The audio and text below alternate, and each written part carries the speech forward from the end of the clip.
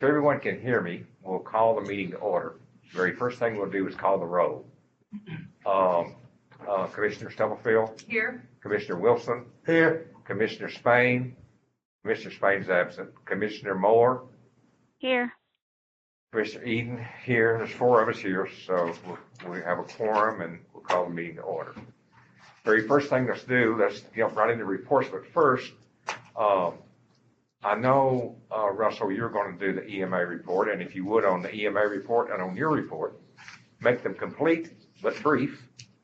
And if we have any questions, of course, anybody can ask. If not, we'll save as much time as we can for our presentation that we're going to have tonight. You want to do the minutes first? Oh, let's do the minutes first. I would entertain a motion to approve the minutes, and if you hadn't read them, take as long as you need. I make a motion to approve. I'll second. Thank you, Commissioner Moore. Thank you, Commissioner Stubblefield, for the second. All those in favor signify by saying aye. Aye. Aye. Motion carries. Now, thank you, Russell. Okay. I've got the EMA report here. Chance is quarantined. Amanda has a sick child. So they list October 26th or November 12th as the dates here. It's the same one that you got in the commission packet.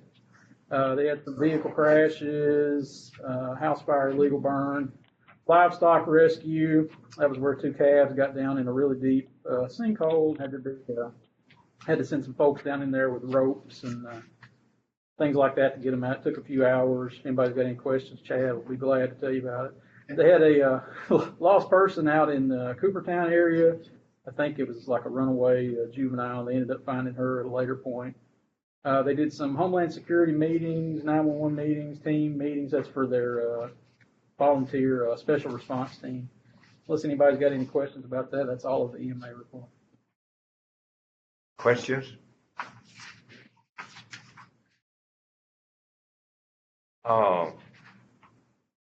If not, let's get a motion to accept this report, EMA report.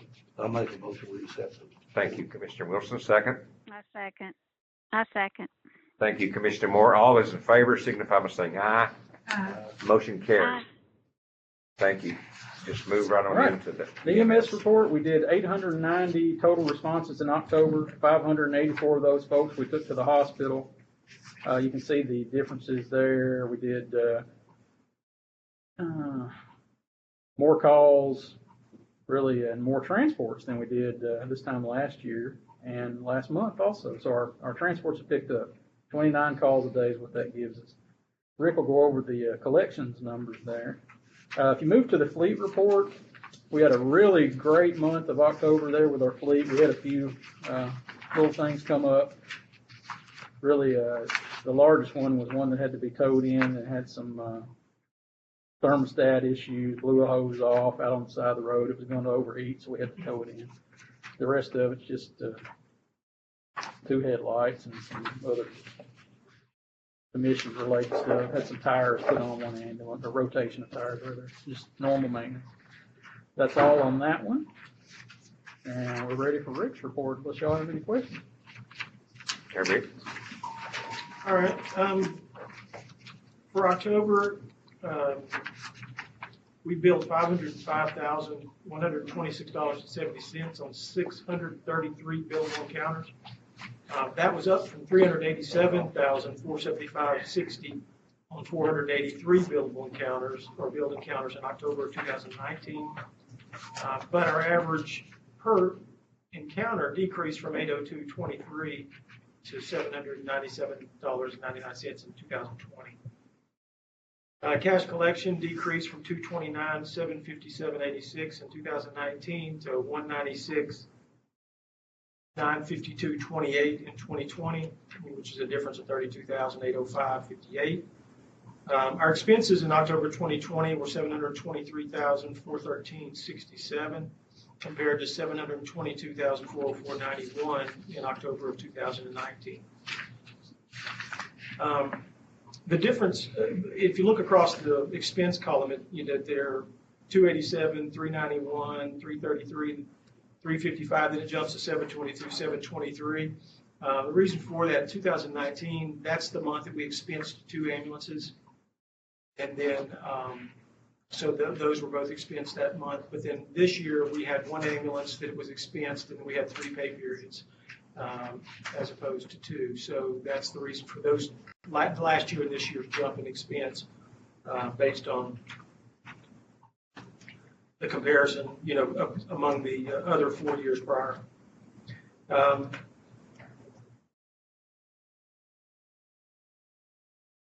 And you can see how it compares, accordingly,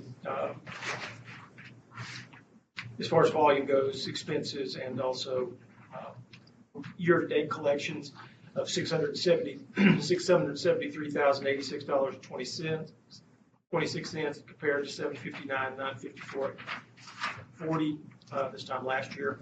And then our expenses are $2.2 million, $10,546.45 compared to $2,195,240.94.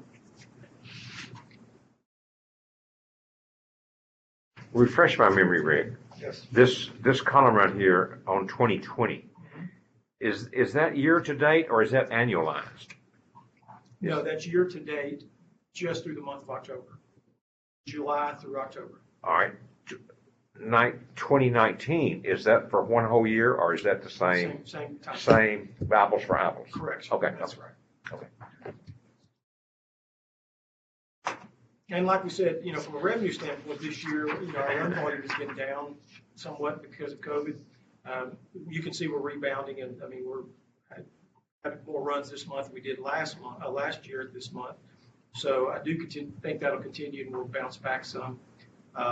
Obviously, it depends on what happens with COVID and lockdowns and whatever else. It could be down the road, but so far right now, the indications are that it will continue to kick in and bounce back a little bit. Okay. Questions? Anybody? If not, I then make a motion to accept. thank you, Commissioner Moore. Do I hear a second? Second. Thank you, Commissioner Stubblefield. All in favor signify by saying aye. Aye. Motion carries unanimously. So, do we have anything else we need to talk about before we go to the presentation? I got one more thing. Take off.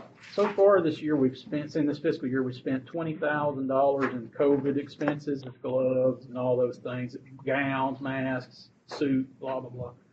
And Jody said that on December 1st, she'd like to, at the budget committee, amend that line for $60,000 additionally, because we started out with really nothing in there because we didn't know what was gonna happen. So she just wanted me to make you all aware of that, because I don't know that we'll spend that much, but we're still going to have those ongoing expenses of protective equipment and gowns, gloves, things like that. A lot of the things we were able to get from the state, but that's kind of dried up for right now. There's not a lot of those resources left. So once those are gone, we're going to have to start purchasing. Well, if Jody wants to budget that amount of money, do we have that amount of money already? She'll take it out of the COVID line, out of the Which is, CARES she's got funds sitting that somewhere. are sitting Okay, back. great, Yes, ma'am. great. Yes, sir. Okay, you need a motion for that, or you I need, think y'all just needed to be made just need to be aware of it, that we're gonna make a line item with that, you understand that, Faith? Okay, anything else? That's all I've got, unless anybody's got any questions.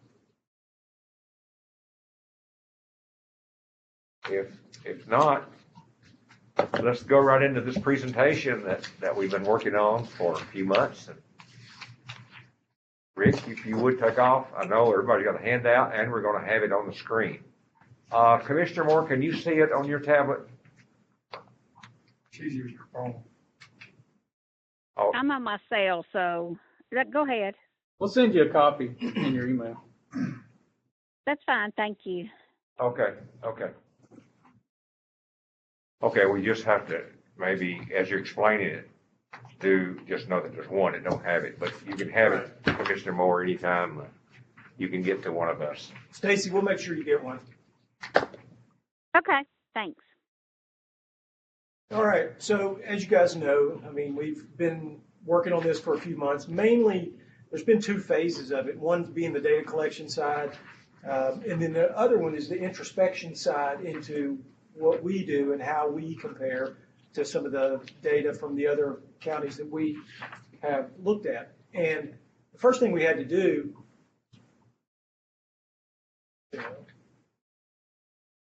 change the slide.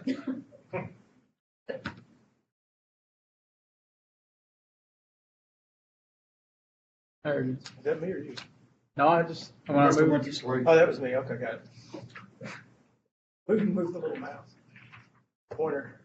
Okay, so the objective was we wanted to analyze our current financial performance against Tennessee counties with comparable demographics. That's where we started. That was kind of the charge that we had to do this. And so what we did is we looked at the data that was brought before us, all the counties with their information that was provided to us by Commissioner Wade. Yes, Commissioner Wade. So what we did is we looked at, okay, so if Robertson County, and we did this based on population, and we looked at, okay, if we have counties that have 25% lower or less population than us, and we went to 25% higher population than us, because really at that point, demographics are fairly similar. Really the square mileage that you'll see in a minute is pretty close. I mean, it ranges a little more than this, but what we tried to focus on was population. Okay, and that's how we made our selection on which counties, and those counties on the left are the ones that we actually went through the whole analysis, compared ourselves to. Okay. Now, as far as comparison criteria, we looked at population, the square miles, full-time employees, part-time employees, how many stations that we have, the ratio of critical care paramedics to total paramedics, our billable encounters, average collections per encounter, average expense per encounter, our overtime per encounter, and the drugs and supplies per billable encounter, because these were the real things that, in our mind, are things that we can control, or we can have more control than we do a lot of the fixed costs that we have. Like, if we've got 6 stations, we've just got 6 stations. I mean, there's really not anything, we can do there. But we have to look at things that are more controllable and things that we feel like will allow us to compare to these other counties and see what they do versus what we do. So, any questions about that? I mean, that's pretty straightforward, but. So what we did is, first off, this is how the population comparison looks. Robertson County, we used, and this is data that we use from Mr. Wade's data that he provided, and we just carried that along since we had a lot of the data points already. Robertson County is 71,813 people.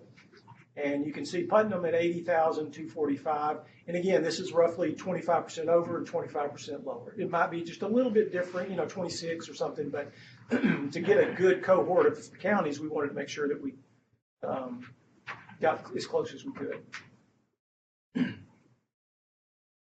Now, square miles, Robertson County is 476 square miles, and you can see Greene County led at 622. All the way down to 274 for Jefferson, even though they had a population that, I can't remember the exact number, but again, still within the 25% lower. As far as full-time employees, part-time employees, and the number of stations, Robertson County, we have 52, 13 part-time employees and 6 stations. Putnam County, you can see, had 60 FTEs, 41 part-time employees, and 5 stations. One thing about Putnam County is they don't use the same staffing method as we do. They're on 12-hour shifts, which we're on 24/48s, so, we do have built-in overtime.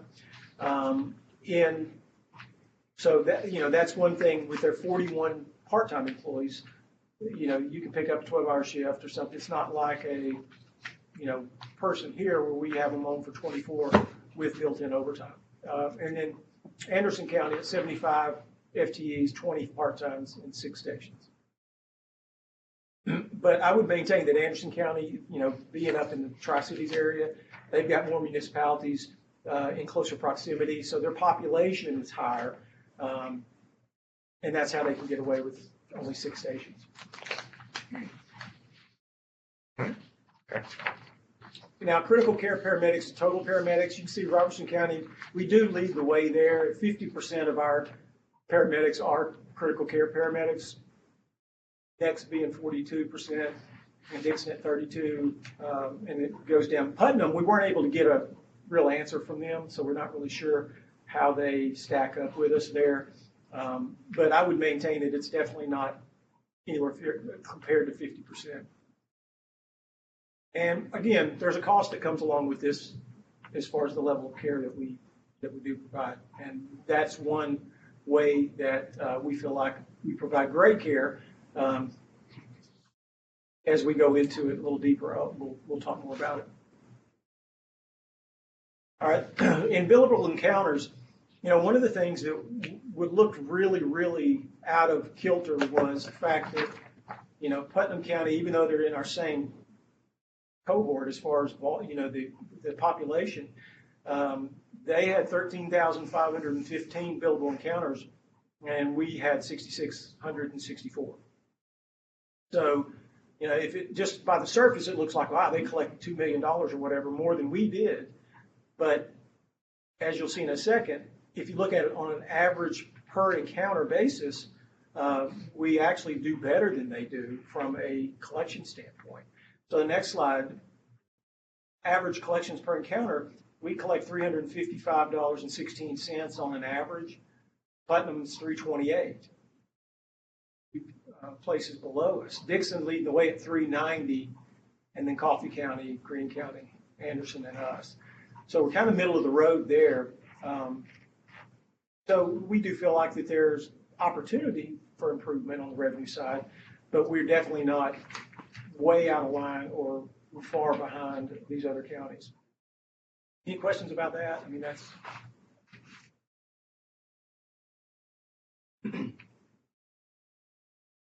Now, our average expense per encounter, this is where we do lead the way, unfortunately, in that regard. We're at $748.18. Dixon County is $730.24, and then there's a drop off to $525, $440, $395, and downward. We were talking today. One of the things that you'll notice, Robertson and Dixon both border Davidson County and Metro Nashville. So from a salary standpoint, our salaries are usually going to be higher, as is Dixon's, than there would be in the Putnam County that is kind of out, where they are. Anderson, that just may be the market there. I don't know, but our salaries, I think, are higher in the Middle Tennessee area because of the Nashville market, because we lose paramedics routinely to Metro. And we've, in the past, from a committee, you'll remember, we've had to make adjustments and do things to make sure that we are keeping our people and be as competitive as we can. So we've made strides, which has driven our cost up some. The other thing that makes this number look and be a little bit higher is the fact that we've got just over 6,600 billable encounters. Obviously, if we had more billable encounters, that number would, on an average, decrease. But right now, that's where we sit at 748.18, and we'll talk a little bit more about that in just a minute. Now, overtime per billable encounter, we know that overtime is an issue. We've talked about it numerous times. One of the things that predisposes us to having a high overtime number is the fact that we have our 24-hour shift with 48 hours off, and you have built-in overtime to that staffing model. Some of these others, and I know Putnam is the 12-hour shifts. They don't have any overtime per se. And it's because they don't have the 24-48 model with no built-in overtime. Everything is, calculated based on straight time working, and they use a lot of part-time employees to satisfy and fill the slots. This, without going into detail at this second, but we will, there is opportunity for us to work on that and to adjust it downward on some things that we need to do and we will be doing. But just know that part of that is the fact that we do have the built-in overtime already. And without changing the staffing model from 24/48, we are going to be limited to a degree on what we're able to shift and what we're able to do. But we will go into some plans that we have and share those with you on how we can get closer, I think, to that number that's appropriate for our staffing model. Anything above that would require you guys to help us change the staffing model, which if that's what you guys decide you want to do, then we can do that. But there's a lot of other collateral things that would have to be discussed and talked about before we actually head down that path. But we'll talk about it again in just a few minutes. So drugs and supplies, we're at $32.76 on an average per run or per encounter.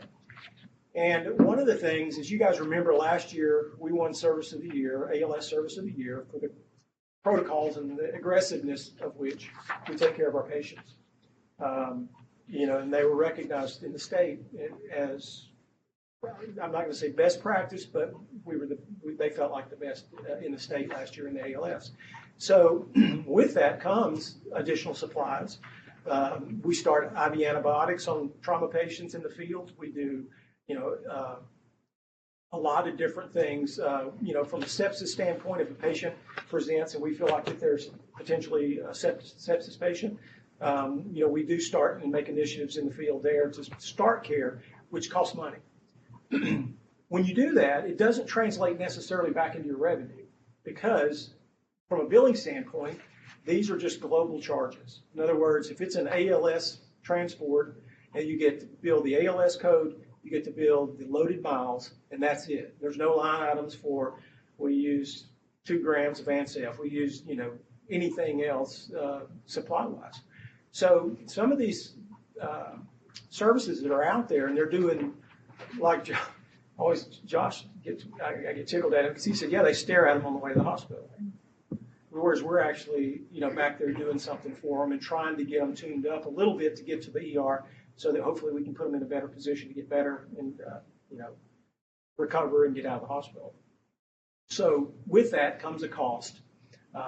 And so we feel like that we've built the service to provide that level of care. That's what we do. Again, we'll go over some of the things that are possible cost reduction measures.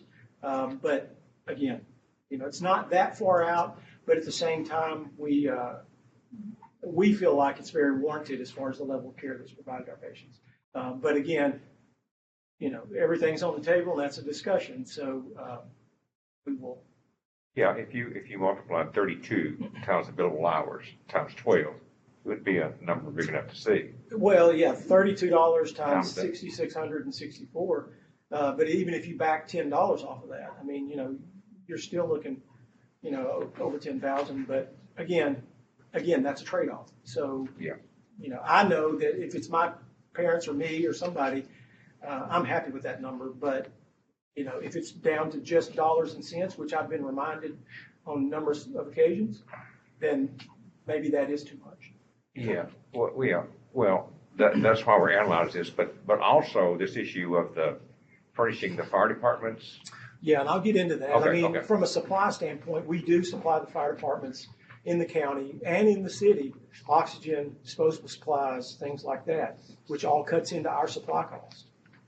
So, that's reflective of that number as well. So, if that was something that we needed to stop doing, then county fire departments would have to secure their tanks, rent the tanks, fill the tanks, all that stuff, along with their, disposable supplies. But, right now that's what we do, and it's been that way for I don't know how long. Well, I'm sure it was set up. Never been any other way. Right.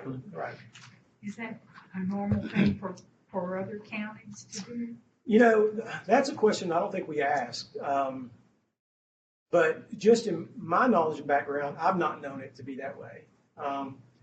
Normally the budget of the fire departments, there is a provision for that, and it's not necessarily falling on EMS. But that in our county, that's the way It's that way in Cheatham County, but I don't know about, Josh may know about Montgomery, but Cheatham County was that way. Yeah, I don't believe Montgomery does. If they do, it's just for the county. volunteer departments of the rescue squad. Like Clarksville Fire has their own budget. But all of our fire departments are volunteer. Well, but we do Springfield, Oh, and, yeah. They- White House. White House, Pleasant Pleasant View. The volunteer fire departments are included in this. Yeah, they are. The volunteers They and also get their Springfield organized. Fire, White House, all those are included in this as well. Yeah. Yep. So our summary is if you look at all of that stuff, those graphs and everything, and really what we used that for, we wanted to see where we ranked, yes, but we also wanted to take a look in the second part of this to see, okay, how does that apply to us? Is there things that we can do to make sure that we're doing what we're supposed to be as far as, being a good steward? And if there's not, or if we're not, then we want to make changes and do the right thing as much as we can. So we did find that there are, on the revenue and expense side, opportunities that we can improve our financial performance, if these are made and when they're made in some cases. So from a revenue standpoint, here's what we came up with. When we first initially contracted with the company we use now, A&B, they did, I think, a really good job. And we felt like that, we were probably where we needed to be as far as the average collections per chart or per encounter. But over the last year and a half, 2 years, they've kind of slipped somewhat. They've started doing a lot more specialty billing, like doctor's offices, specialty clinics, hospital work, hospital billing, and things like that, which is kind of, I think, taking their focus a little bit from EMS billing, which is where they started. The way we got that A&B was the guy that we were using, the company we were using, sold to A&B. So we just kind of, by the fact that he did, we got lumped into there as well. So anyway, so we do feel like that there's a little deficit right now. We feel like we could be doing better. But one of the things to point out is on our list of counties, a lot of the counties that we contacted use A&B as well. So there's probably out of that group, I think 4, maybe 5 of them, unless I may know specifically. About 75% of them. Yeah. Well, off the top of your head, is there another competitor? Yes, we've already vetted, and we started that. Once we found this a few months ago, we started, actually I asked Josh to start vetting a company that Sumner County has actually switched to and have had real good results. Sumner switched to them. Several other counties across Tennessee are starting to switch to them. Not only was A&B kind of slipping on, we feel, or at least stagnant on the billable portion, just day-to-day operations from them of Tina trying to get information, me trying to get information out of them, extremely difficult. It's either highly inaccurate, we find all these issues, they have to rebuild reports, can't get information, there's run tickets that didn't get billed just because they just kind of fell off into oblivion. Well, and one thing that really tipped me off to it was when we were looking for reports on how many ventilator transports that we did, remember? And we would ask them for that, and it would be, they didn't bill that many of them. And one of the things, if we're going to spend this kind of money for our supplies and for our expertise, things, when we build a specialty transport like that, it needs to be billed at, it's above an advanced life support run. So it needs to be billed properly. And so we were having trouble getting straight data from that. And so we did start looking. We have found someone that we've had conference calls with and a Zoom meeting with all the way from the CEO to the account rep. And, at this point, they've looked at our data and they feel like that they can collect more per encounter for us and do it at a percentage that's less than what we're paying currently. So next month, we'll be bringing that to you guys to look at, give you all the information, and hopefully let us proceed with the changeover to start that process. One of the things that we can do as well is implement response fees. Now, we've talked about this 2 or 3 years ago, and it kind of just died a little bit. We brought it to you guys and said, this is what some other counties are doing. This is something that we can do. For instance, lift assist, when we go out, and Josh has provided me some data here, when we go out to a house because somebody slid out of bed 8 times in, a week and a half, our wheels turn, we expect, have cost and everything else, but again, there's nothing there. So what we have as a potential is if we implement, like for a lift assist, like a $50 charge. That also, there are nursing homes in our town and in our county that if someone falls out of bed, they'll call EMS and they won't use their people to get these people up out of the floor. And they'll just call 911 and we'll race over and it'll be somebody that we just need to put back to bed. So if that's the case, then we need to charge the facilities, we feel, that they're using our people instead of their people to do it when they're completely capable.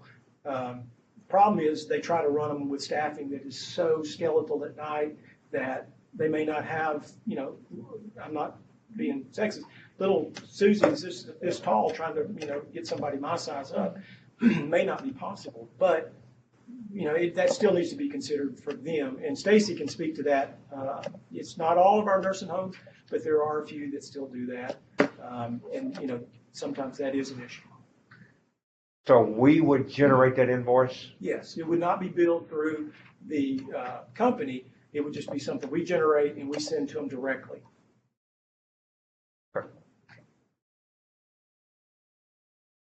And then treatment, no transport. A lot of times we'll respond, and we were talking today about, we'll respond to an MVC, a motor vehicle crash, and they're saying, well, I've got arm pain. But they won't want us to transport to the hospital, but they want it bandaged up. And that was the example that we talked about today. Well, in situations like that, if that's something that they don't want to be transported, we have no way of billing for that right now. That's just, you see the numbers on here. We responded to 7,800 or whatever, 795 encounters, but we only got the bill for 600. So right. All of these things that we're talking about is the reason that we have such a wide variation between what we can bill for and what our total responses are. And these are primarily what we're talking about. If you get called out and they just want you to bandage their arm, we're using our supplies, our ambulance is out of service, our people are out there, and they get it for free. Exactly. Standing on the side of the road, Now, ice packs, bandaging supplies. Also when if we have somebody, the guy that fell out of the tree stand that we talked about earlier today, we use an extensive amount of resources on that patient to basically have them ready to go by the time life flight gets there, and we don't bill for those either because we didn't transport. Well, we really lose a lot of money. Well, that guy we did. Yeah, that guy for sure. But yeah, those are opportunities though that we have. But in order for us to implement these things, we need you guys on board to say this is okay to do, because there could be some kickback and some blowback because we've never done that before. And the pushback would be people complaining about the bills. I'll give you all another go example. Josh ran us a report earlier. There's a residence that's called 21 times this year to get somebody up out of the floor. And pretty much since June. This fiscal year. Yeah. It's almost an every Hey, day. Russell. Oh, Yes. sorry. Hey, when y'all have patients like that, maybe that would benefit to tell them about home health. Because if they've got home health coming in instead of y'all. Yeah, exactly. Well, a lot of these people we'll try to educate them, and we're going to come regardless. But they just right.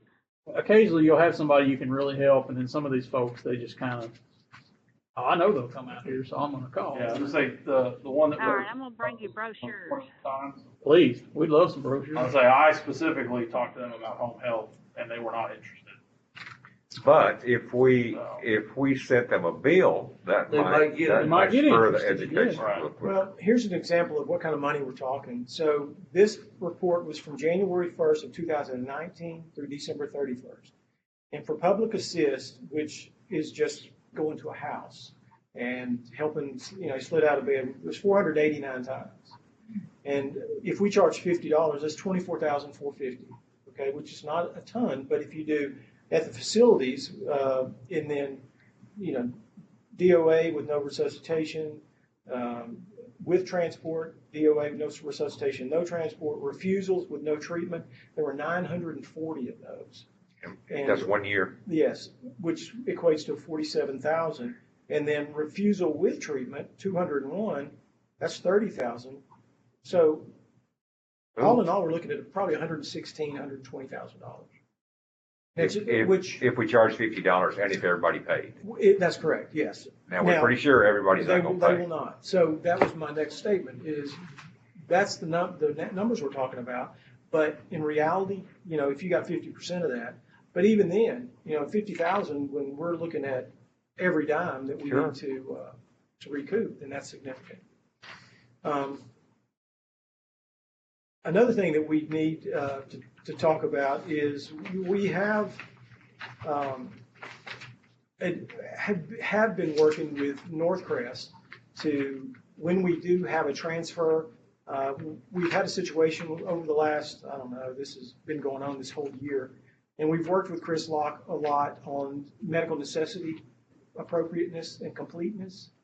And what we have ran into is right now we have a lot of runs and transports where we don't get paid because the medical necessity was not either complete or accurate, proper signature, whatever the case may be. And what we've been doing is sending them back to Northcrest to get fixed so that we can bill and get paid. Not the patient, but the paperwork. Sending the paperwork, the Yeah. medical necessity back to Northcrest for them to give their providers to complete it or put the appropriate thing on there, whatever, get it back to us so we can bill for it. And I think it's this.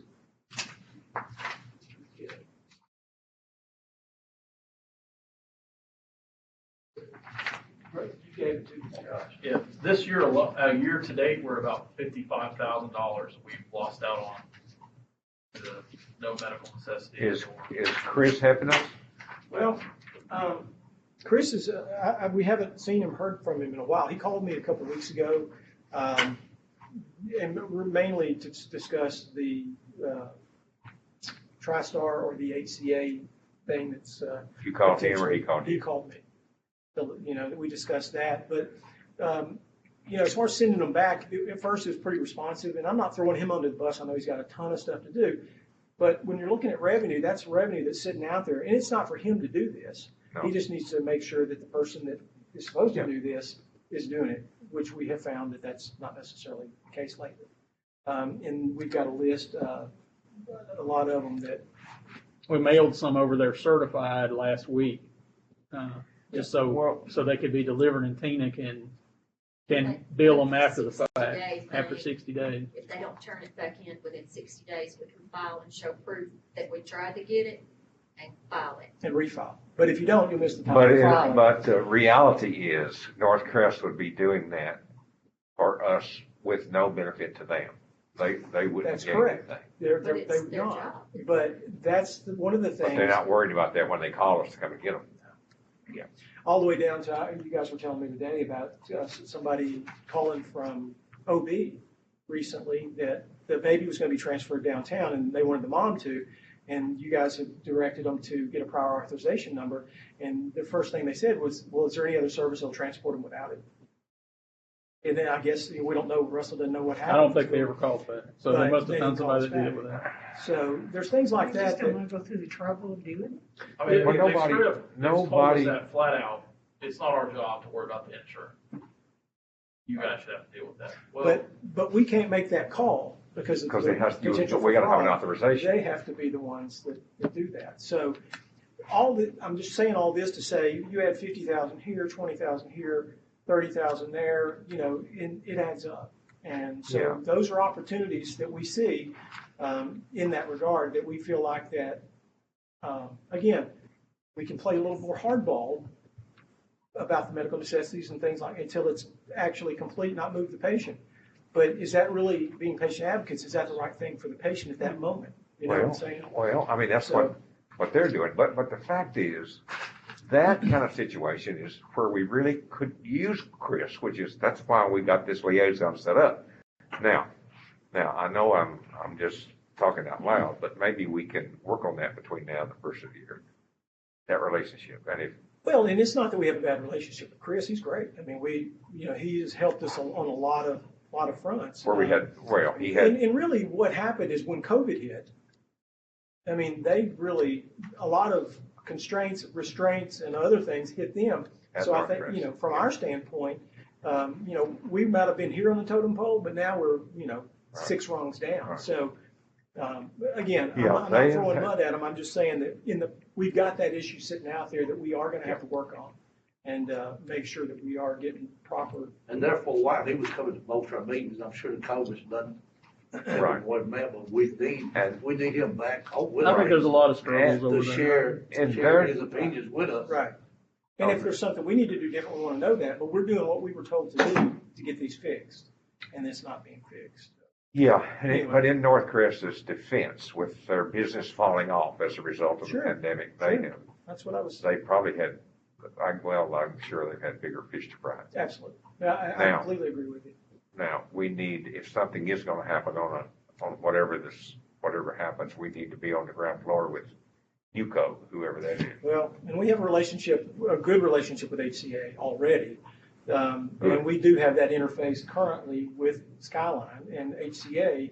Hunter Ernest is his name. Yeah, so- Josh can speak to him. As I say, so one of the good things about HCA and a lot of other hospitals, they have a dedicated EMS liaison. So I've got one, that's his only job. He doesn't do anything else in the hospital, that's it. Northcrest doesn't have that, so we've been using, Chris Locke, who's got, like Rick said, 100 other things on his plate. Right. So we're kind of a small fish. So, in that respect, in layman's terms, dealing with a larger entity would help us I believe so. at EMS, okay? Right. I believe so. So just moving on for the sake of time, I mean, continued documentation, education, and accountability to capture all billable charges. We want to make sure that the message is not to document so we can upcode and all that. The message is to document appropriately so we can capture what they're actually doing out in the field. And that's a constant feedback loop to the medics, from when we do our QA and when Josh goes through there, if there are things that, if the patient presents one way and then you look at the documentation and a coder's going to be pulling that out and they don't see anything documented, we give the feedback, listen, we really missed an opportunity here. And that's a continued loop that is constant. And, we'll continue to do that in the future. The other thing is increasing the advanced life support versus basic life support ratio through education in the QA program. I think we used the example today, if somebody's got nausea, and that they call EMS, well, if, the EMT can ride in the back with the patient, but you're only going to bill a basic life support run. If the paramedic rode in the back, if they do appropriate things and do a full ALS assessment, you can bill a ALS run for that. So, not just the number of runs, but making sure that we're billing appropriately for the ones that we can capture as an advanced life support run. And that education is for our employees. That's correct, yes. And we do that through the QA process Yes. ongoing. But that is something that we'll continue to do. And I think there is opportunity for us to get better. We've already made strides since we have been looking at this over the last few months. So that's already started and already put into place. All right, so potential expense reduction opportunities. Obviously one of the biggest things that we have is overtime. And that's one of the things that sticks out by far. Now, we are predisposed to that because of our staffing 24, being 48 off, the built-in overtime. But there are things that we can do that we feel like that can change the complexion of that somewhat, short of a wholesale change in staffing schedule. One is, if we have patients or have employees that call out, the captains on the ambulance, they're doing that now. We've changed that to where that is something that's an expectation for them. Fill the vacant shifts with appropriate personnel. Sometimes it's easy if somebody's there at station one, they're a paramedic, and they know that shift's open, and the captain or the lieutenant says, hey, you want to do this shift? Even though they're, just to get it off to where they've got it filled, just to get it off their radar, it may be with a paramedic, and it could have been with an EMT, which is a lower cost provider. So therefore, if it is overtime, it's calculated on a lower hourly rate. So making sure that we add more appropriate accountability to the way that the shifts are managed. Phasing out comp time and increasing vacation accrual. This is something that is very controversial and would take political help from you guys, because you can't just phase it out and not do anything with the vacation accrual. You're going to have to go with, right now, 8 hours of vacation is accrued.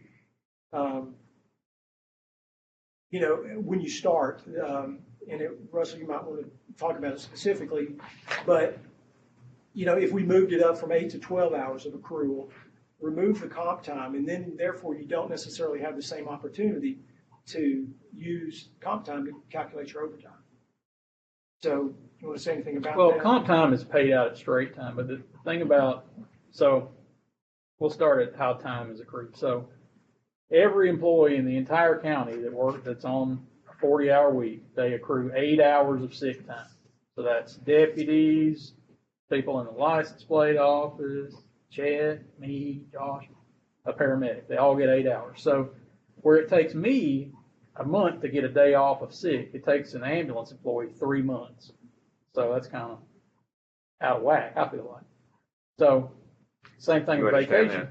Because we're on a 24-hour shift. Yeah. So on vacation, everybody starts out from 0 to 3 years, you get 8 hours. From 3 to 6 years, you get 10. 6 to 9 years, you get 12. 12 or more years, you get 14. So your vacation maxes out at 14. Julie Rawls been here 33 years. She only gets 14 hours a month of vacation time. And I get the same thing. And I've been here 15. So it takes the people on the ambulance a whole lot longer to build up a day off than it does Paul out here, being the custodian, or me or Josh or Tina or anybody else. So comp time was in there as a way to get more time off. But the thing about comp time is where vacation and sick, they're fixed. You can't build any more than you build in a year. Comp time is a never-ending pool of, you can burn it, you can build up to 80, burn it again, build up to 80 again, burn it again. It's just a never-ending cycle of and never touch your time. Vacation. Your vacation. So we've got build is what you say. The vacation is use the comp. Yeah, you can use comp, keep building it, use it, and keep building it. So it's kind of and I guess in most workplaces, comp time is for a salaried person that works longer than 40 hours, and then they build the rest at comp time, and then they can take off or Take that time off. Yeah, That's take a what day it's off for. or something else. So, but here it had always been they'd used it for everybody, just because you didn't get many days off, so they used it for additional days off. So like a pregnant employee would have a hard time having much time built up for maternity leave because, you only get 8 hours a month. So you're going to have to be here years before you get more than a few shifts built up. So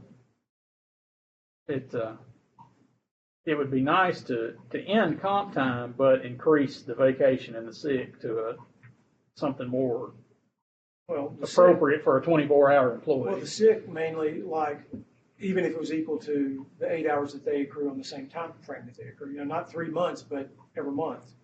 And then going from 8 hours to 12 hours on vacation accrual, you could get rid of the comp time, which is a lot cleaner, a lot less propensity to have it abused. And the thing is, there's a max on vacation. So once you get to 240 hours, that's the most you can build. It has to roll over into your sick after that. And if you quit tomorrow, the most you can get paid out of sick or vacation is 240 hours each. So it's not a nightmare. Each. Yes, ma'am. Anything over, like, let's say you had 5,000 hours of vacation, or 5,000 hours of sick. The most you can get paid out of that sick is 240. Everything else will go towards your retirement. So, But you could, if you use it up, if you got sick with it. that's exactly That's right. what If it you had, says. you fell out of a tree, broke your leg, you need to be off for, 3 months. And So y'all, I'm sure everybody's getting this but me. Y'all are losing me a little bit on the phase out comp time and increase the vacation accrual. And I think everybody here says that sounds like a good idea. And y'all talked about several things. So, but my simple question is, you feel like you've got a way to do it, to phase out the comp time I and think to increase the vacation accrual? I think it would only be accepted by the crews if there was an increase in the accrual for sick and for vacation. Because if you just go take comp time away, don't do anything else, that's taken away from them. But for our benefit, the comp time the vacation has a cap and the comp has comp a time cap doesn't. also. It's 80. Comp has a cap of 80. Yeah. But you can use it and build it up where if you use your sick up, you can only build it up at the end of every month.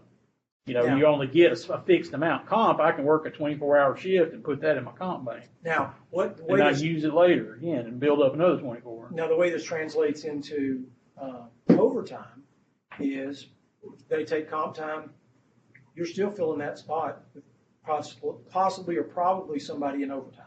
Exactly what Commissioner Doris told us about 6 months ago. Right? Comp, they're getting paid out straight with comp, but you're probably going to have to fill it with an overtime Right. person unless Right. you have a So partner. that's what he was saying, we was paying 2 people, and one of them was gonna be overtime. Well, and we'll get to this next point here, and this is what the most recent time that he was here, he spoke of as the sick time to be paid as straight time versus overtime. Because his point was sick time is used in the calculation of overtime. You That's take correct. sick time. So if that's the case, I can be sick, come back and work, take off on my regular shift, work another shift, and then I'm in overtime. And that calculates as overtime. Yeah, which nobody on earth pays that except us. And this is something that's been lingering since the inception of EMS. So, that's an opportunity we feel like, and there's not everybody abuses that. To Russell's point, he's made numerous times. We've got a few, 4 or 5 maybe, that this would affect, but basically it's just the way everybody else does business. You know what? Yeah. It was done for years and years, and I understand. it's Yeah, just our it's whole- not a good, it's something that we need to come past. It's something we evolved into. Now we need. We inherited it. Oh yeah. That our whole department's like that. But if you think about it, there's no negative to you calling out sick. I don't feel good tomorrow. I'm going to go fishing. Let's call out sick. I'm not going to lose a dime. I'll pick up another shift next week. And it's going to You be get paid overtime. Yeah. And it's a very small. I'm not going to say nobody does that, but it would be a very small portion of the employees that would do something like that. And as management. Oh, they do that. But there's people that do that. That's exactly right. But, thank you, Commissioner Moore, but as management, you all are telling us you're pretty sure you can straighten this out, and I don't know what you need from us other than we'll have your back if somebody complains about it. That's the big thing, because what we can do is put it into policy that from this point forward, sick time will not be paid out as overtime. And that's just going forward what it is. And if somebody complains or they have a problem with that, listen, we're trying to survive and not make money, but minimize what we're losing. Right. So that's just, I think, a step that in the past, I probably shouldn't even go there, but I just feel like that we're at a point now where we can address it. We're confident that we can just say this is the way it is. We just need you guys and the mayor to have our back to do I'll it. tell you what we'll do. You keep going, Yep. and we'll formalize this with a motion. Okay, perfect. Don, you mind if I ask a question? Yes, sure. Is there a way to track the built-in overtime versus the overtime? So Because, I think that's the scary number, I'll get to the that. overtime number. 848 is the number that they use for accounting purposes. 2,080 regular, 848 of overtime. But to your point, we can calculate that out, and I'll talk about that in a second, to where we know, based on our 2448 model, how much overtime we should have to pay in a perfect world. Okay. So then what we want to do, and I'll talk about it in a second, is we want to break that down into each shift. So I know what shift, and that shift should have this amount of overtime built in. Now, if they go over that, I want the captain to come to me and to Russell and explain why that was the case. It may be perfectly legit, like we've got somebody out on work comp and we're just having to cover what we can cover and not shut down a truck. But yes, we can do that. And that'll actually be part of our action plan going forward, I'll show you. Because having more part-time employees would potentially be cheaper than what we're doing, even if you had to incentivize the part-time employees more so than we are now. Or even potentially a full-time employee that just served as a fill-in person. Well, and you're right, and I'll be very honest with you. To this point, there's been a lot of self-serviceness amongst the ranks a little bit. We've got some overtime hounds that they want to. It's easy to give that person because they'll work. You call them, they'll work. I don't care what it is. So in order to break that cycle, we do have to have part-time people or somebody that's not in overtime or somebody that's an appropriate license level to get those shifts so that we're not perpetually in an overtime mode. Pushing it back to the shift level will give us more control, basically a scorecard every month. And here's what you should have had based on the schedule. Here's what you came up with. Now explain why. And there's more accountability there. So anyway, the next thing would be to change to a from the 2448 scheduling model with built-in overtime. And then, as far as expense reduction, changing the protocols to a less aggressive approach to patient care, and thereby reducing our per billable encounter for drugs and supply costs. We can do that. I don't think that's where the bang for the buck is, quite honestly, though.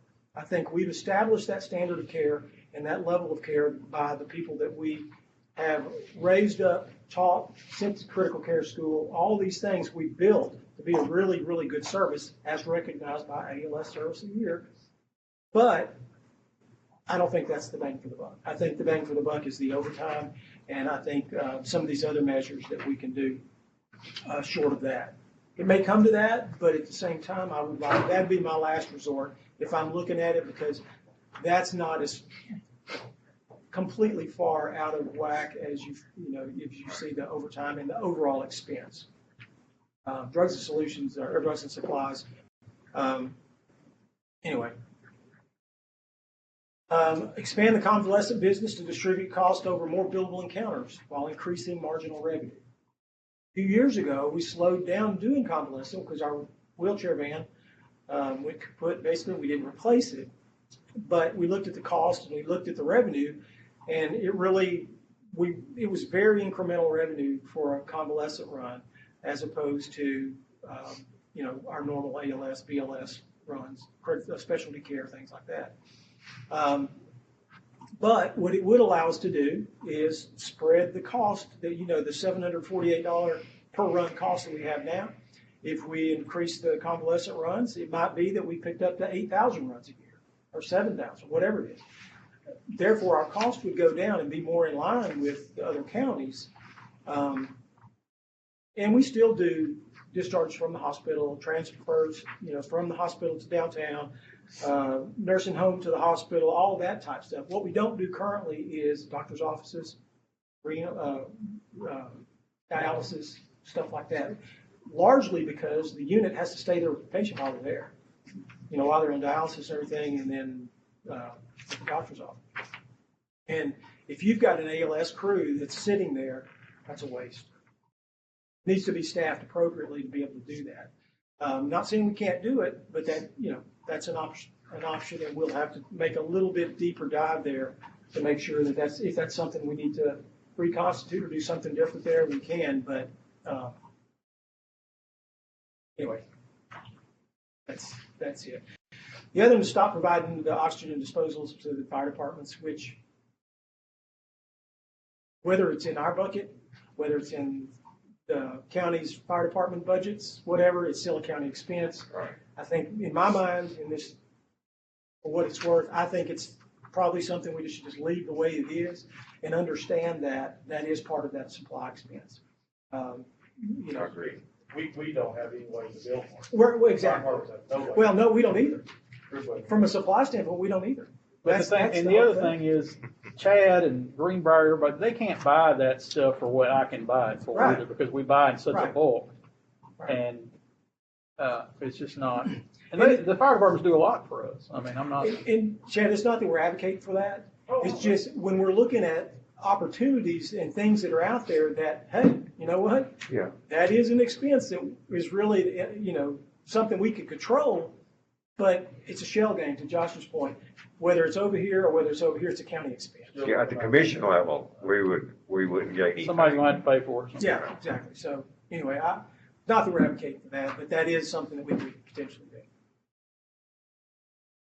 So then we come to action plans. Okay, so all the stuff that we found and what we've looked at and our comparisons, we feel like that one of the things that will gain you guys a lot more insight into how we're doing month to month is to develop and report a KPI dashboard, which is a key performance indicator dashboard, with a lot of the components that we talked about: our overtime for the month, our supplies, you know, our average cost per month, which we do that on the average cost on our report right now anyway, but adding some of these other things on there and bringing them back to you, and then also to trend those month over month and setting a goal.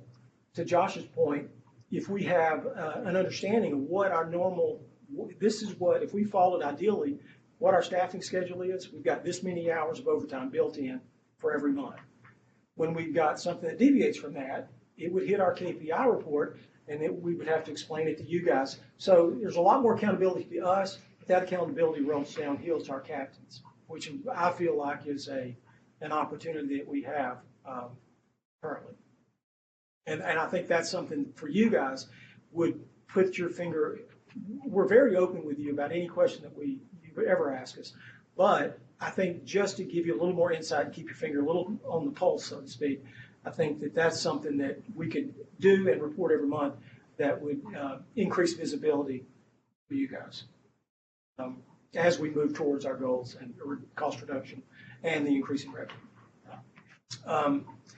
Expense management initiatives, we talked about that on each shift and using the associated accountability to place back on the shift leadership. And if it's not working, I want to have the ability, and I need the support of you guys and the mayor, if shift captains are not doing it. And, you know, we've got a very tenured shift captains. And I'm not saying it's all their fault. I'm just saying Russell can't every day follow behind and see who they're filling in a slot because somebody called in sick. I can't, Josh can't.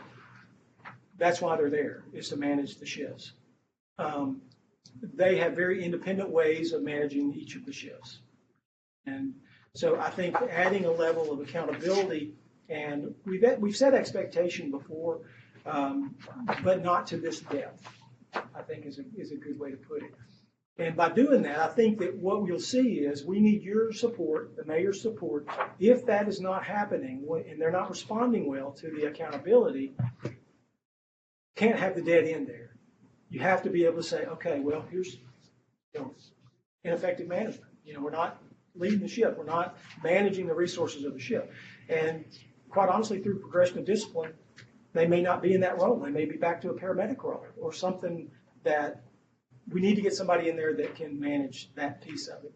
Because really, as I look at the 30,000-foot view, I think that, quite honestly, each shift in the way it's managed and the way that they're managed, not independently, just different. I mean, they've got styles.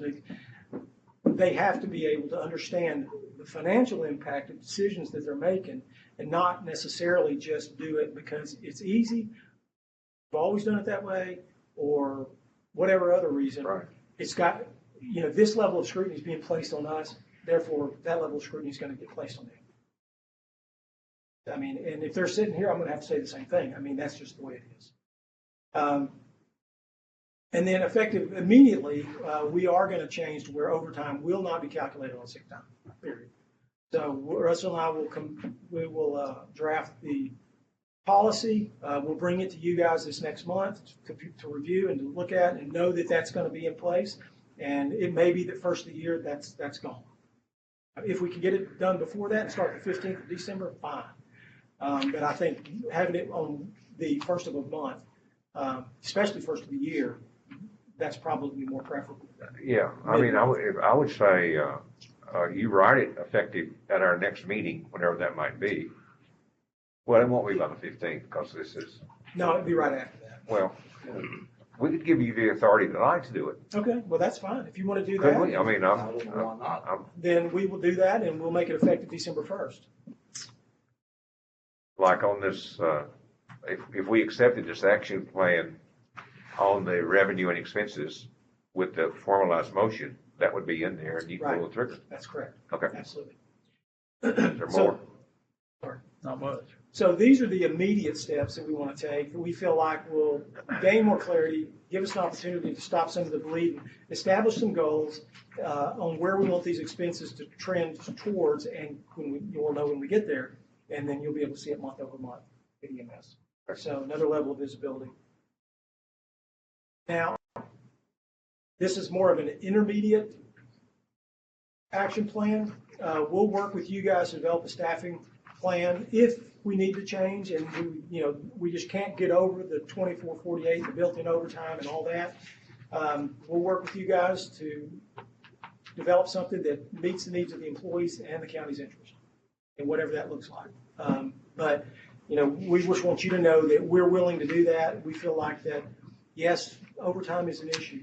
We'll control it to the degree we can, but past that, it may be that it takes wholesale changes to their staffing model before we're able to further change it or further impact it.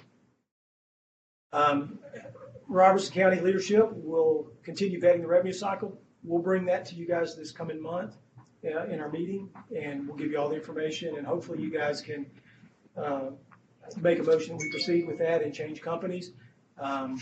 We do have the contract in hand. I believe we have a contract. But again, we want you guys to take a look at the particulars and give us a blessing on them. Does our existing contract have an out? It does. It does. And it's a 90-day out. So once we make the decision to pull the trigger, we'd still have the 90 days before implementation. And lastly, I think perform a cost analysis to bring back to you guys concerning the revenue associated with increasing the convalescent business. If that's something we need to do, we need to make sure that we can do it, but also that we have the resources needed to support it. And by resources needed to support it, the appropriate resource, not throwing 2 paramedics over at a doctor's office waiting on a patient. That's high dollar stuff. We don't want it. It may be, a variety of things. And Russell and I can bring you some potential options that might help us with that. But again, the basic cost analysis to see if it's even something is there another way to increase our runs without that? Maybe not. Questions about that?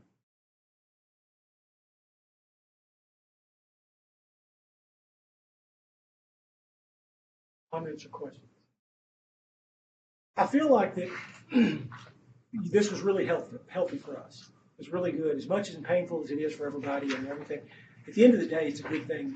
We need to go through something, that maybe we've been complacent a little bit. Maybe we've been not necessarily getting the employees or the shift leadership involved as much as we should.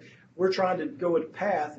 They need to know the implications for them, their shifts, and their employees, because there are other options out there, as we've discussed, if we don't get this in line with what we need to do and make the county feel comfortable with that.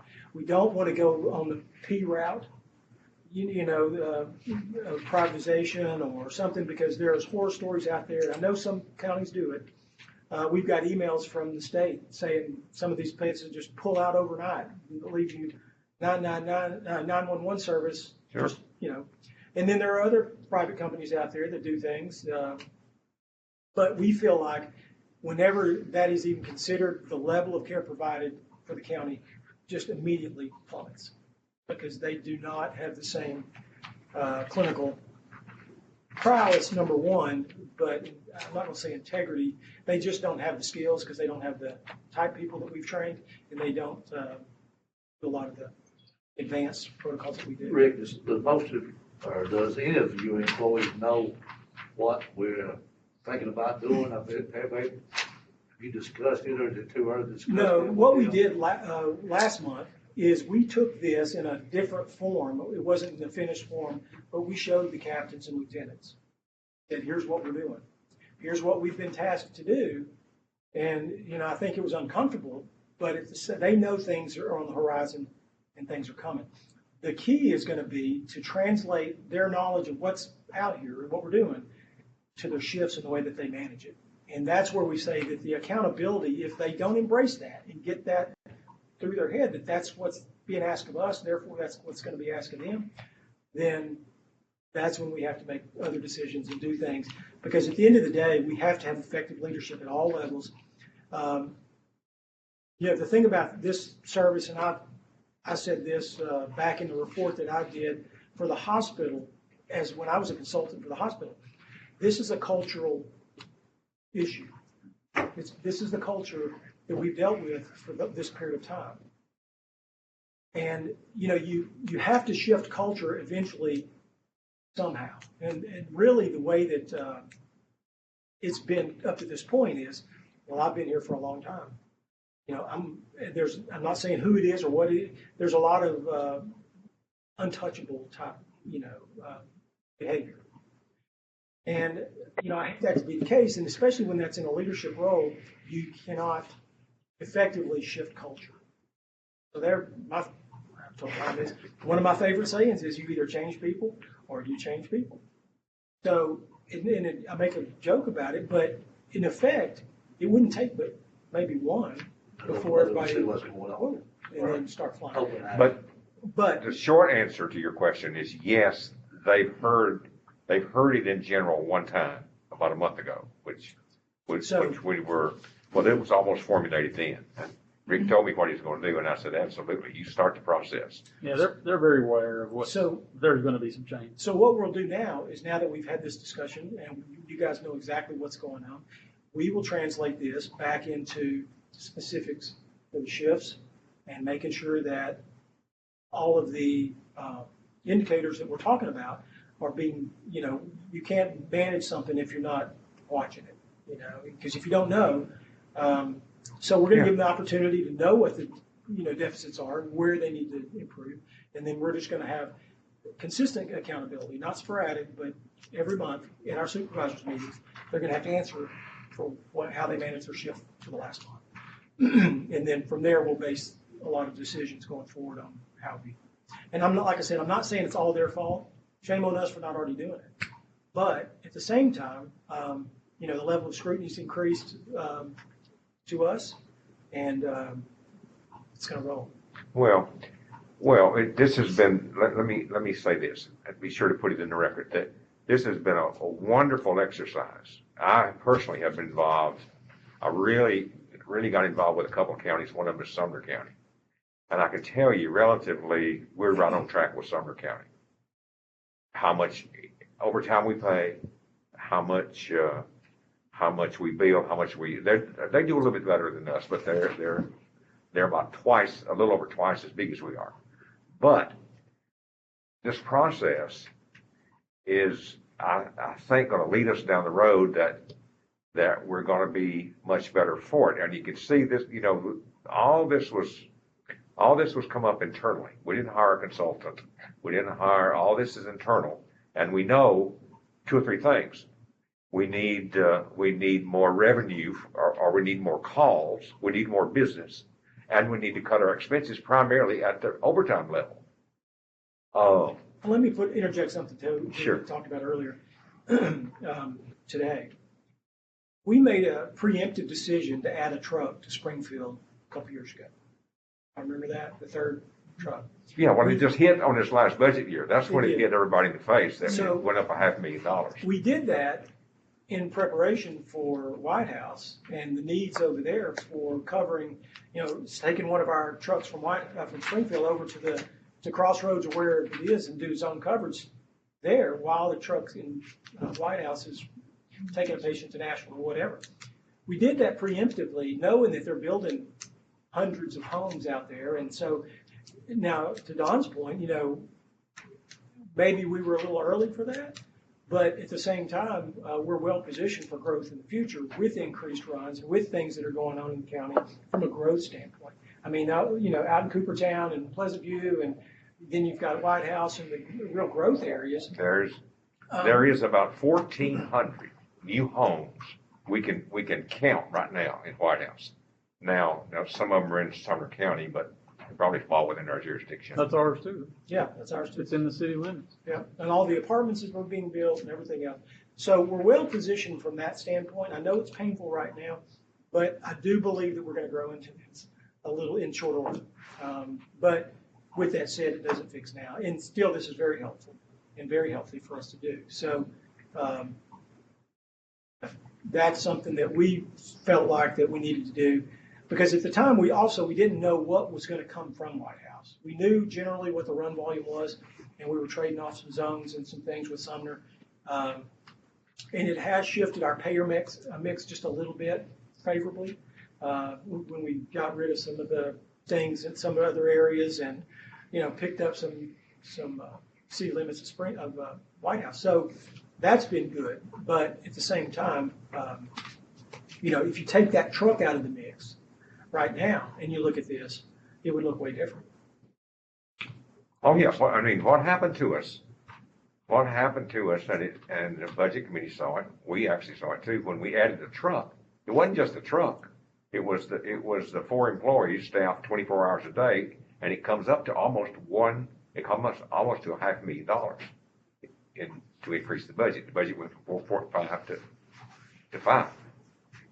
So anyway, I bring that up just to say that, that's really where I think that we see it. What would make it, if we formalize this presentation as a motion and say, go, would that be the easiest thing for you? Yes, because what we can do at that point is we can take the immediate things that we're talking about. For instance, the calculation of overtime, with sick time. We can take that, but then we can put that into policy, and we can make sure that we're on the dashboard, the KPI dashboard. We'll get all that started, get everything done, and start presenting. It's not going to add enough additional work that is going to hurt anything at the reporting level? No, because what we'll do is just put into place. So, Josh pulls a lot of reports. It's already there. We'll have to work to find the best way to get some of the data, but we got it for this, so I'm confident we can get it for our monthly report. That report I do every month is kind of boring. I think they've been using it since like 2001, so we'll change it up a little bit. There you go. There might be some new There exciting you go. information for you. Would this be going to talk about response fees as well, or? Yeah, I mean, and that's another thing.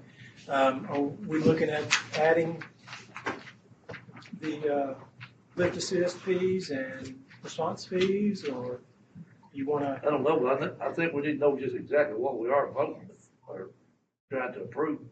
Everything. Yes. Right. Well, Well, yeah. we can do this. So what about this? What if we say, Does that make sense? starting off with, it does.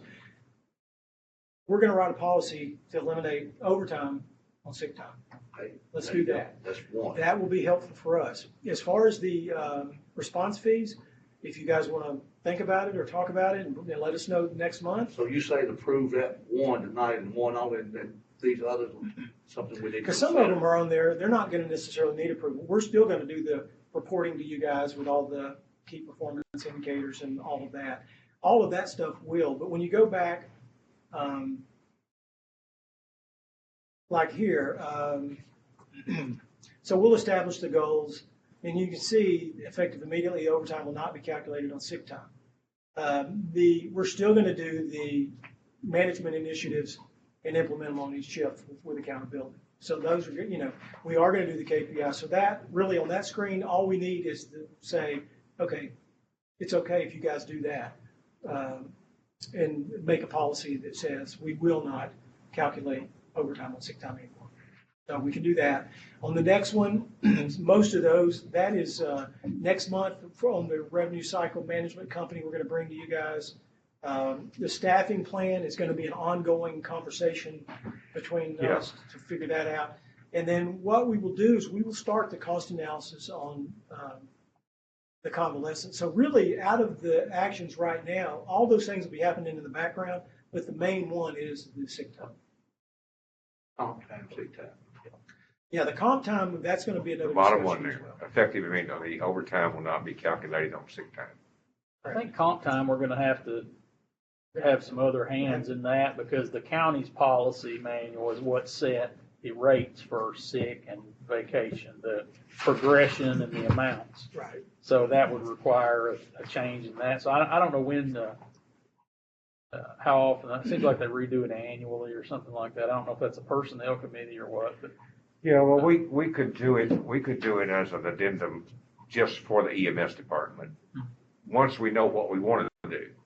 Well, and hopefully what we can do is we can look at, and Russell and Josh and I have to put our heads together there, a way to quantify what it would look like with the additional sick time and the vacation time versus what we're paying for comp time now to see, is it in fact going to make the impact that we need? And then bring back that to you guys and let you look at it, see what you think. Okay. And I have a lot of the information on what other places give their employees for sick and vacation, so. I think you're gonna get a lot of pushback on the change that you're talking about making some. I don't. Hey, are you putting down where they will accrue the sick time and the ETO or vacation? No, just the calculation of overtime on sick time Okay. tonight. But eventually we'll come back with that, and hopefully that will be something that we get you guys to approve. And like Russell said, there'll be some more hands that need to be in the pot to tell us, what that number looks like. Can we go to 12? Is it 8? Can we go to 10? Whatever it is, to see what the financial impact is. You understand, Stacy? Right. I do. Thank you. I do. Thank you. To your question, there will be some on some key individuals. There was when we made this change with comp several years back. So you're always going to get that, but there are some abusers that will feel it, and it'll change the way that they game the system a little bit. And that's why I say from a support standpoint with you guys and the mayor, if that's some blowback, I mean, answering to, a grievance, they want to file a grievance because we made changes in our policy and therefore we're changing the way we do things. I think that needs to just be kicked out, not even listen, push them back to us and say, we've changed our policy. This is what we're doing. It's not that you're being treated unfairly, which is truly what a grievance is. Just if they don't like something, the habit has been to go file a grievance. And you guys have heard grievances being filed and other. Whatever we decide on, I'll call the mayor in the morning and let him know, so he'll know right up front what we did. Yeah, and I think maybe the reason Josh was asking that question, it's in my mind too. How many of these people are gonna say, well, I ain't working on this, are we gonna be short-handed next? No. Well, because nobody else around here is doing this either. Yeah, they can't get this gig. Now, I think it was a little question. So we're the only ones doing it this way, basically? There's not many left. There's a couple others in the state, but not out of all these 15 people. The people that I surveyed, there's a lot more of them than was up here. We just did our 25% rule, but I think I found 2. And you still weren't making much from the one, I think it was Coffee County may have been doing it. It's an antiquated code. Well, there's nowhere, and I'm not being, rude, but there's nothing else that you can do where if I go work at a private company, they're not going to pay me overtime unless I'm working overtime. Yeah. I'm physically there, and yeah, it's going to get in somebody's pocket, but So do we just need to? You want to get paid, you come to Right work. now, I'll make the motion that we approve that we do not allow the sick time, the overtime be calculated onto the sick time. And get that started right now. Get that Thank you, right Commissioner now. Wilson. I hear a second. Second. Thank you, And may I Commissioner also say, Stoltzfus. this is all we That bottom approving line. right now, and Rick will come back with anything else next. Correct, that is right. Is that effective 12/1? It is. We'll make it effective 12/1. Any further discussion? You understand, Stacy? I do, thank you.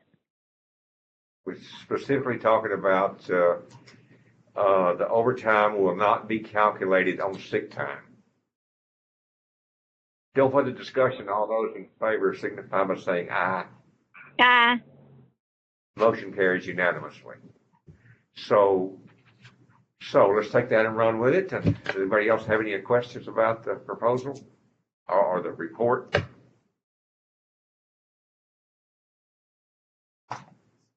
I want to say that I don't know how we could come up with a better internal report. Now, we might have could have hired somebody to do this, but Well, as you We'd still- notice, and you're right, we still had to figure out how to do it. well, you could do that, but you could also see, we made ourselves look ugly. I mean, we didn't make ourselves, I mean, we just, Well- we didn't try to sugarcoat anything. It is what Right. it is. Right. And we stood up to it and said, this is what we're going to do to fix it.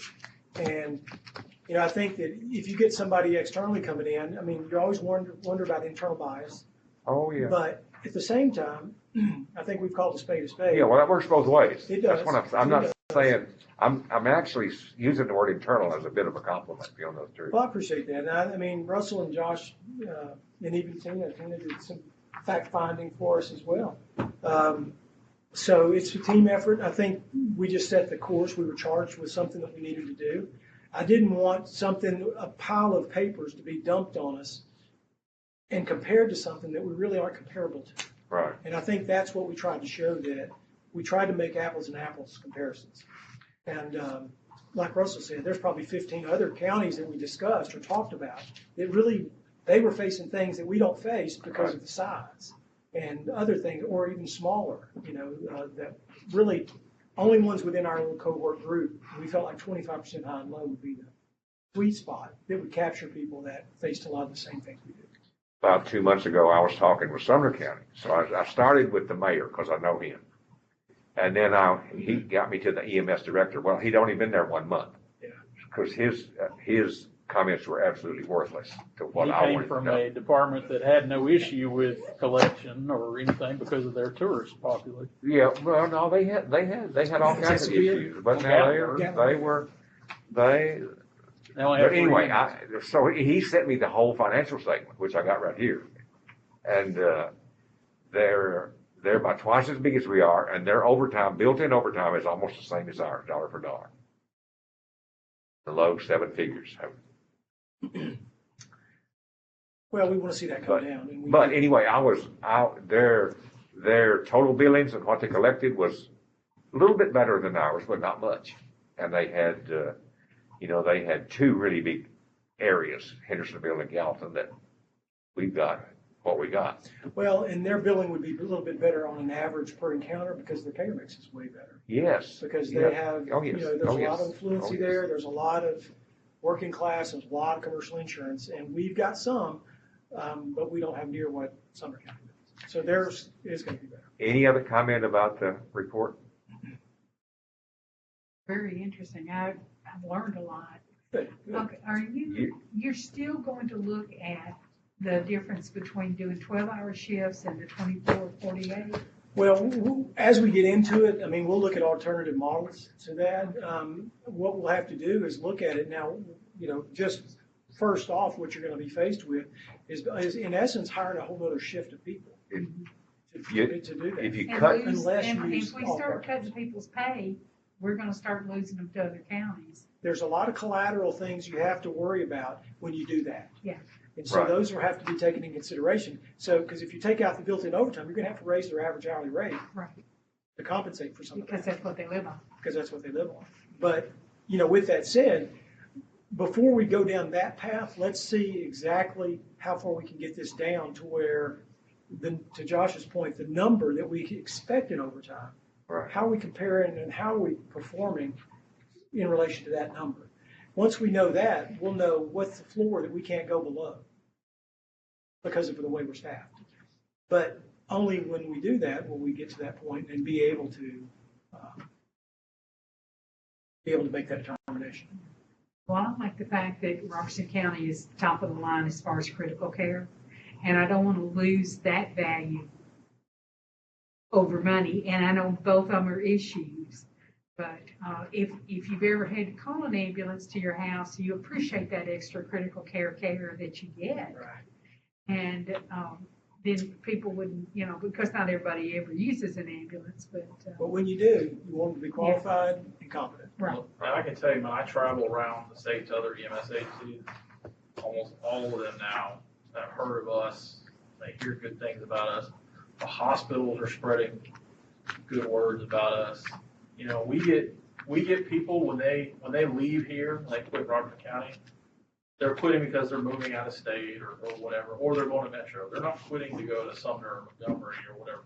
We get their guys. We get guys from Montgomery, from Sumner that want to quit there to come here. So I think We've that's got a an really employee good that drives sign. from Coffee County. Yeah, she lives in Manchester. She drives here. Wow. Cedar Hill. Yep. Furthest place that. So does Metro Nashville have the kind of critical care on their ambulances that we do? Oh, man. No, and the thing about them is their transport times are real short because there's so many hospitals there and they're Yeah. posted in different spots. So, it may be a five-minute transport. They'll call the ER and say, I'm 5 minutes inbound with whatever. Yeah. 7 minutes or whatever. Here, we've got some extended transport times from, north of the county. So it's different. Now, we use actually our critical care knowledge in a lot of cases. And we're able to do ventilator transports. We're able to do a lot of specialty things that some of the other services not be able to do. One of the things that we've been able to do with the critical care training that we've done is our protocols is we, on average, when I first started here 7 or 8 years ago, I think we were doing like 40 to 50 life flight calls a year. We did 6 last year. Now most of our guys are very comparable to who was landing at that aircraft. Big advantage they have is they carry blood. But everything else we can do from a care standpoint, so there's I won't say there's not a need for them, but we definitely reduce that.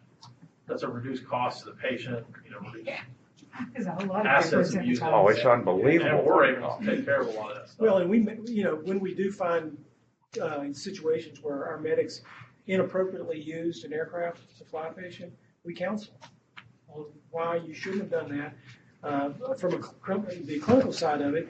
But then also we just remind them that insurance may pay $8,000, $9,000, $10,000 of a $50,000 bill. Well, guess what? Who's got the rest of it? The patient does. So there's a financial impact, not just the clinical impact as well. So. Well, I just don't want to compromise our kind of, to lose employees over money. And I know we have to watch that. I agree with you. That's why I was asking the little question a while ago. We might need to get down to that same amount of respect. Exactly. Years on those things. Yeah. Especially me. I want them to know where I live and get there fast, is all. That's why we're losing revenue, right? They come Stole my equipment. Oh, is it your? That's $95.